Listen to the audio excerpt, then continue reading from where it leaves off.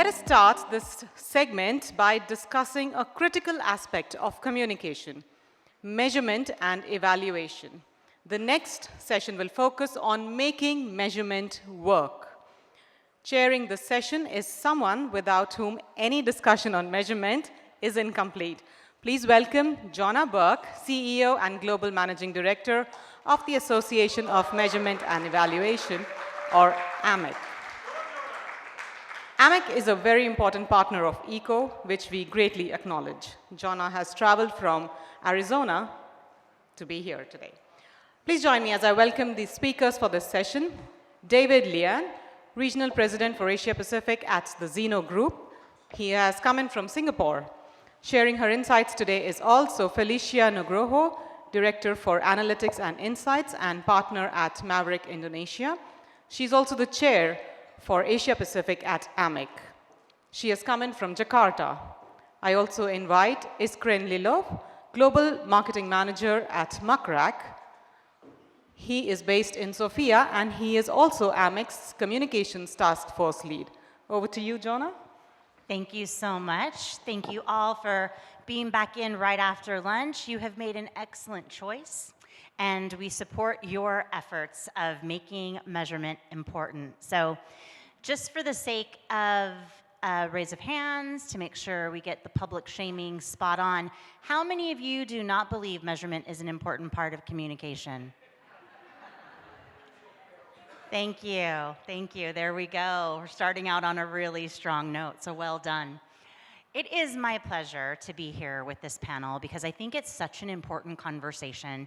You know, the topic is no excuses, but I think it's also no victims, you know, no moderation of it, but let's go all in. Because in an age where everything is moving at a sonic speed, we're already 20 years behind. So let's not let the pace take hold any further, because that's when we get those comments, which aren't wrong, about marketing having more metrics. Let's make sure that we're doing a much better job. And I think this panel is going to open your eyes to some of the easy ways to get started. Not that you need easy, because you're all critical thinking, wonderful human beings, but just in case there's one of you out there that's like, if only this was a little bit easier, it would be great. So let's go ahead and get started. And I think, you know, in our conversation, we talk a lot about, and a lot of you when you're going out on your consulting meetings, the most common question that I hear is, what are the most important metrics, right? Tell me what you're trying to solve for, and then we can talk about it. But I make a slightly different proposition to everyone. So when I'm asked that question now, I like to tell them the two most important metrics that you can look into when you're setting up a program is so what and now what, right? So what if we count clips, if we, you know, do a reflective approach to our measurement? But then, if you aren't answering the now what question for how those insights are leading your organization forward, then you're going to be more vulnerable as well. So why don't you start us off, David, and talk about the important metrics and what that consultation looks like with the clients for how you're able to break that down. Thanks so much, Johna. And I think that's a really, really good way to frame it, so what and now what, right? Because at the end of the day, when we measure any kind of outcome for clients, or when we measure the performance of communications that we put out, what we want to learn from it is what the audience feels or how the audience reacts to that communication, and what does that mean for the client. I often start by consulting clients by asking them what is it that they are trying to achieve. What is the business goal of any kind of communications program that they may want to run, whether it is marketing driven or whether it is more positioning driven. And we need to understand how can we think about what the levers are that will tell us that the program is a success, right? So unless we understand the goal, we can't tell if a program is going to be successful or not. And I love how you framed it, so what and now what, because if we have implemented good measurement, right, the measurement metrics will be then able to tell us, well, what did we learn about the messages that we put out there, or the way that we had done our communications program? Did it move the needle for us? And what does it say about what we should be doing next, right? And I think that's often a part that's often overlooked, which is how can we use the measurement programs that we have instead of having a big stack of clips at the end of the day, right? And saying, I feel really proud I've achieved this large stack of clips, to be saying, how does this inform my next program? How does this help me propel my brand or my business further? Yep. Well, if I can add to that, for us as a measurement company and a measurement provider, when we talk to our clients, the most important thing is to shift the mindset about measurement, that measurement is not about showing results of what you did, but it's about demonstrating value. And this word value is quite expansive. It can mean a lot of things. But how we define value is we define tangible outcomes that are tied to business results, not just to communication objectives, but to the overall business objective. And already a few of the speakers prior to us mentioned that we live in a situation where audiences are now bombarded with messages. We don't have the normal linear audience approach that, for example, the marketing funnel teaches. And I'm a big hater of the marketing funnel, but that's a topic for another day. But that is why we need more agile methodologies, not just in measurement, but also in how we craft our campaigns, how we serve an audience that is fighting for their own time. And they're being served AI-generated content. They're being served by multiple competitors in a single space. And even in the B2B space where we operate, we see that it's already becoming a battleground. So how do we ease the pressure on the audience, make messages that make them feel connected and trust the brand that is saying the messages, and then tangibly measure this trust into concrete results for the business based on communication. So that is how you win budget over marketing or over any other function within it. That's how you show that communication matters to the business. Okay, well, thank you for that. And I think both David and Iskren's already saying most of it. But I'd like to add, basically, I think when we talk about metrics, there's a lot of metrics, there's a lot of variations. And I think to simplify, we always bring back to what is the business goal, what is the organization goal that we're trying to achieve, and how communications can support that. And what that means is we think about the audience, right? What change that we want to achieve? What influence? How are we going to influence the audience, changing the behavior, building the trust, building the reputations? And I think that is the metric that we should be using, that we should be aiming for. And of course, in between, how to get there, of course, it's a longer, to achieve outcome, takes a longer time. Then you also have variety of metrics that can actually give you a health check. So every point, whether that's, how your audience is responding to your campaign, and we can actually use a different type of metrics to check whether you are still on the right track. That's so important. And I think when we look at the impact, because that's what you're aiming for, right? And when you're looking at those behavior shifts and those behavior changes, you don't know what you don't know, right? So when we look at the resources that make a really effective measurement program, let's talk about what that requires. And I think, we have to start with planning. And we have to make sure that we are aligned with the business objective. But I think some of the earlier panels talked about the importance of diversity of the team too, right? So they're bringing in industry expertise and then letting the data scientists be data scientists and the comms pros be comms pros.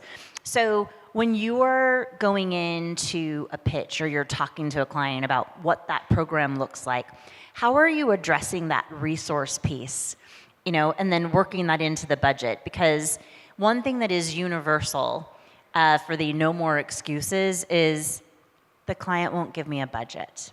We don't have any budget for measurement, so we're just going to do what we're going to do and then pray to whoever we want to pray to or for, and then just carry on and then be surprised or not why we aren't getting future business from the same client, right? So what does that resource-rich environment look like from an agency, and also managing the expectations of what you can do based on other clients? Yeah, I love that question, because I think, and maybe let me start by saying that I think the most important resource that we can have when we embark on any measurement campaign is the client's time and attention, right? A lot of clients want to pay you, and I don't know what's an appropriate number in India, so I don't want to volunteer a number, right? But they want to pay you some small sum and say, that's your measurement budget, take care of it, right? And then they don't want to get involved. They just want to be able to see great numbers at the end of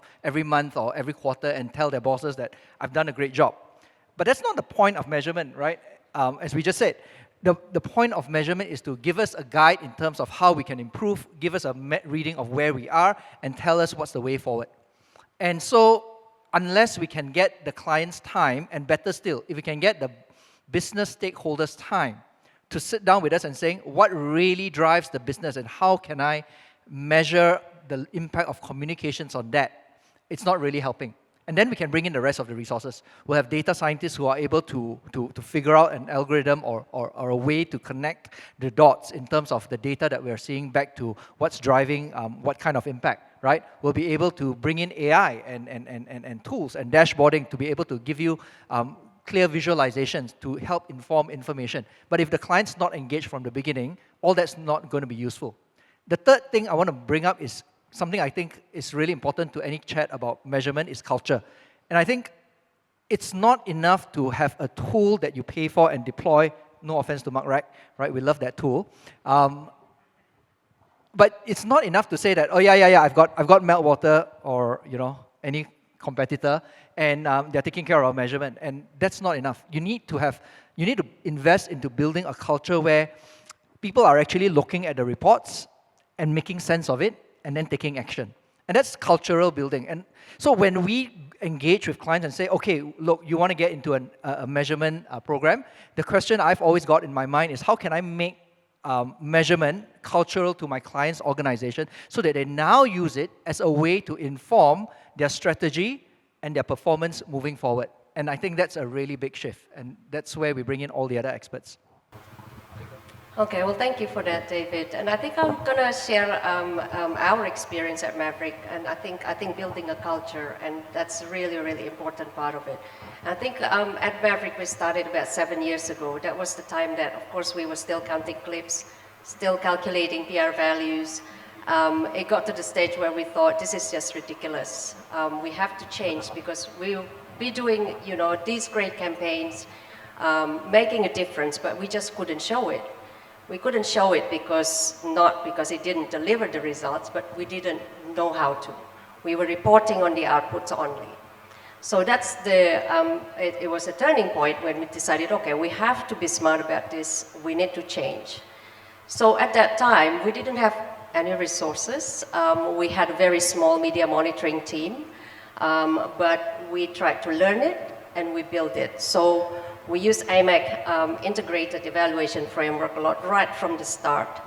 And even when we didn't have all of the boxes ticked, right? Because of course, we had to get used to setting the objective, identifying all the metrics. However, we just went with it. But having that culture is very important. Because by then, we start slowly building our analytics team. And we made the team becomes an integral part of the strategic consultants. So I think this is, you mentioned about how we actually price it, right? And in the beginning, we started with, okay, we provide a measurement and evaluation service. But of course, that didn't work very well, because the client, of course, didn't have a spare budget to invest on that. So what we actually did, we embedded in our strategic council, because we made all our reporting is actually showing the outcome, not just reporting outputs. So all the numbers has changed, and we increased that portion of the fee, of the service fee. So then it becomes like a better strategic council for that reason. So when we talk about resources, I think having the culture, I think that's very important. Having the framework that actually helps you not just at the reporting part of it, but right from the start. So we use the framework now even when we go for a new business pitch. Right from the start, onboarding new clients, campaigns, as well as ongoing measurement and evaluation. Yep, and that, first of all, brilliant strategy, love it. And also on the culture side, we completely agree with everything that's been said. You can spend all the money in the world on Maverick or any alternative tool, and if your C-suite is not in the culture of appreciating measurement, of seeking measurement results, and knowing how to decipher them, or your team is not too much into the culture of measurement, it would not make a difference at all. So it's not really a matter of money even, it's about education, it's about culture. AMEC has great resources free of charge, so any team, we are saying no excuses. Budget is no excuse to go on the AMEC website and research the tools that AMEC has, and also to build a measurement practice from within. Start with creating your own analytics team, like they've done at Maverick as well, and build up on them, educate clients. And when we talk to clients, exactly, sometimes they say, look, do you have a package that we pay for and we receive a service and we're happy? And we say it doesn't work like this, because we need to evaluate your objectives, we need to know your unique case, we need to tailor-make this for you, because measurement is not a one-size-fits-all solution. It's never, ever one side. So can I maybe come back to help answer the actual question, which is what are the resources? And it just dawned on me as you guys were speaking that it's really important that we've all talked about having data analysts on the team and data scientists on the team. And what I found really important is that we need data scientists, the guys that really understand how to turn information into equations, right? But on the other hand, we also need to help them understand our client's business and the business of communications. And that's where getting communications consultants who are savvy with data also is an important part of the team, right? And then the third one was where the clients that are helping us bridge between what their business values and what is needed. And I think you need these three groups of people to be working together to then come up with a score, right? So at Zeno, we have something we call the Earned Media Score. And for every client, that varies. Because what we're trying to do is create an equation that sort of gives weightage to the different aspects of communications against what a client's business might count as valuable, right? So, for example, if I need to be known for 3 certain messages, because that will help me be better positioned in a B2B sales environment, right? Then that's what we need to be tailoring that score for, right? But it always comes down to how do we put things together in a simple way that allows people to discover, am I doing the right thing or not? And that score needs to be proven to be trustworthy when we test it against multiple environments. I think that's incredibly powerful. And I think when we talk about data, right, there's never enough, right? We always want more. We always need more if we're going to be effective. I think one of the biggest challenges that we see is whether it's an agency or the in-house team as a result of data that they've been given, they're putting together a 50-page PowerPoint deck, right? Pushing that through to the C-suite, job well done, not job well done, absolutely horrific, because no one's looking at it. The other part of that is there is no CEO that doesn't want to understand the value more, right? So, and unfortunately, in the most recent World Report, AVEs, our old friend, are widely used, proliferating in certain regions, soul-crushing for me, but thanks to everybody else who's filling in the survey. But if your CEO is asking for AVEs, I mean, the hard truth, wherever the camera is, he hates you. He doesn't understand what you're doing. You have not told the story about the importance of comms and reputation and trust. And that's why they are asking for that metric from you. Because your 50-page PowerPoint deck isn't giving them the answers of why you are important, of what you are adding to the organization. And I think the huge opportunity from a consultancy is when you're having those meetings, you'll find that a lot of times the comms team is marginalized in what they can get. That cross-organization data.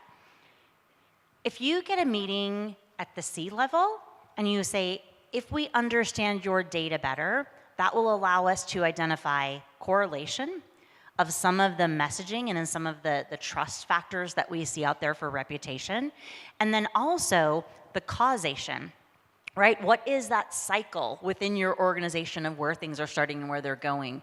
So within that, I know that there's always a lot of conversation around the channels and what's important and what's the hottest and the latest and greatest. And in a world of algorithms where we are fed what we spend more time on, how are you being really smart about being the contrarian oftentimes for your client and telling them the things that they maybe don't know or what's being said that isn't reaffirming to the messaging that they're going out there and looking at?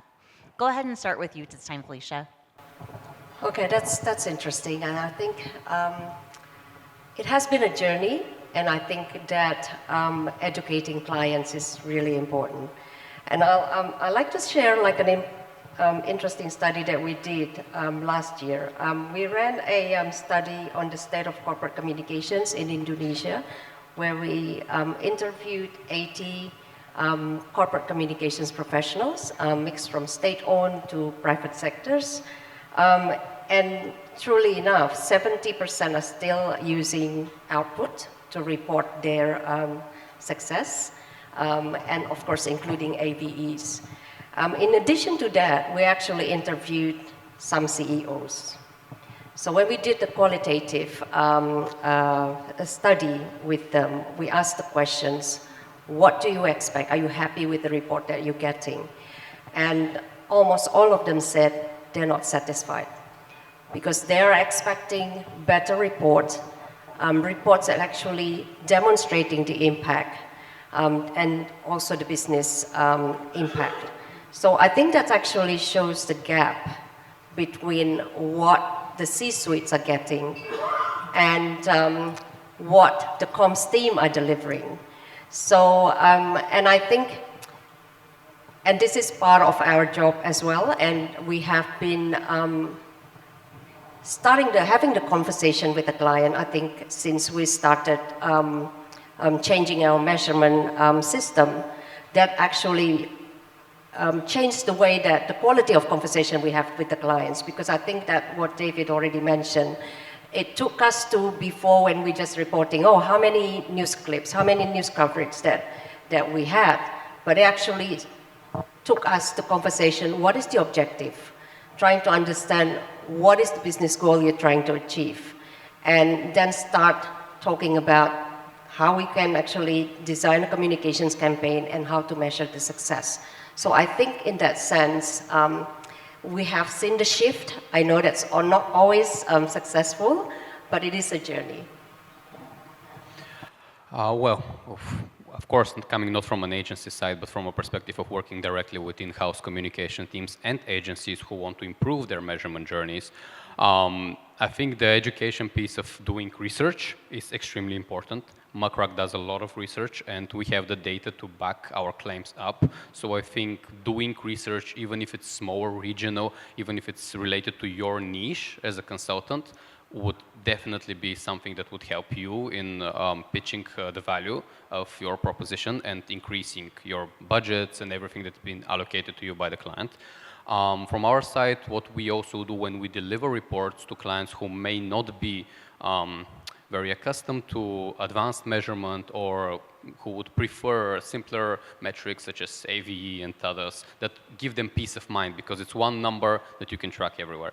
So even though they are not really asking that from us, from time to time we would include a slide featuring some more complex measurements or some other metrics which our inside consultant has decided would be beneficial for them. So as a sneak peek, as a preview, as something, and I can tell you that 95% of these people, when they see the slide like this, they say, why haven't we been receiving this all the time? Why haven't we reported like that? Because they can see the tangible outcomes of this. And we do use a lot of custom metrics, as you also said, because people do have the tendency to like a simple number. But let's make that simple number a little bit more accurate. You know, it may not be the most accurate thing because you cannot have a simple number that describes everything, but you can have something which is greatly improved on AVEs. You can have an algorithm that will calculate it much more accurately to the real world. And yeah, we can put an end to an $17 trillion AVE in a month, which we have seen personally, so yeah. Very, very interestingly, one of our clients, new clients, actually came to us, and as we were onboarding, she said to us, okay, gender neutral, right? It may also be a he. We don't do any more media monitoring reports because my CEO believes that for the importance of news these days is if it gets into LinkedIn and if his friends share it with him, right? So that's our focus, and that's how we're going to measure your impact. And I thought that was quite interesting and instructive. On one hand, here was an evolved point of view that, you know, in order for news to make an impact or stories to make an impact, it has to reach the ears of your intended audience. And in this case, the CEO believes that it's on LinkedIn, and when my peers say, I saw that news story, or you are so creative, or you know, so advanced, that's a great thought. He felt that really validated, you know, the work that comms was doing, right? And so this client said, that's why we don't do any more measurement reports. I need you to think about how in the course of your work, you're going to make sure that it appears on our CEO's news feed on LinkedIn. And I'm like, that's really interesting. We just had a pre-discussion about this. Then it raises all kinds of questions. Is it going to cultivate confirmation bias? Is it an empirical way of looking at your comms program, right?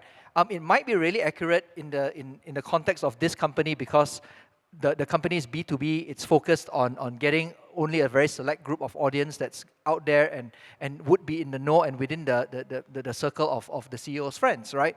And therefore, that might be why being on LinkedIn is more important than being on the front page of any newspaper anywhere, right? And who are we to judge? But I think the real question, and I guess this brings us back a circle, right, to what was said earlier about the fact that it's really about delivering value. And how do you know your communications has delivered tangible value for your client or your organization?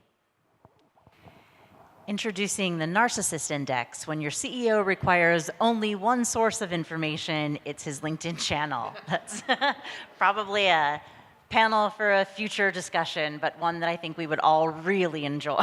Don't get me started on GEO and like, you know, the next thing is they're going to be asking AI chatbots, right? Like, you know, please tell me about the reputation of me and my company. So with that, we'll do a quick speed round. I'll start with you, Iskren, for kind of final thoughts as we wrap up. See, measurement time flies because it's fun. So drink it in. Iskren. First of all, measurement is very fun. Second of all, the future of communication measurement is integrating GEO as well. And I think you said it first, but I said it for the second time in the whole summit. I would never believe that the topic of GEO would not come until the 5th session. So yes, GEO is what we are seeing that more and more communications teams want to measure, but never measure it in isolation. Always measure it within your organization's framework and the other channels as well, so you have better context. I'll go to you, David. We'll save one of the last words for Felicia. Well, thank you very much. I think if I could sum it up, I really think it's important that measurement is a dialogue between both the communications practitioner and our business partners, right, business stakeholders. They need to understand, and there needs to be a culture within the organ. The stronger the culture is within your organization of using data to inform decisions, and the stronger it is to use measurement data as part of that decision-making process, the better off and the more important you will get, the better results you will get from implementing strong communications measurement. Okay, thank you. Okay, so I think we've talked a lot about, you know, how do we get started. Of course, I think in the earliest panels and presentations, we talk a lot about AI. So I think no doubt AI will continue to advance, and I think the speed of it is getting faster and constantly reshaping the communications landscape. And I think this is something that we need to remember, that our audience's behavior is also changing.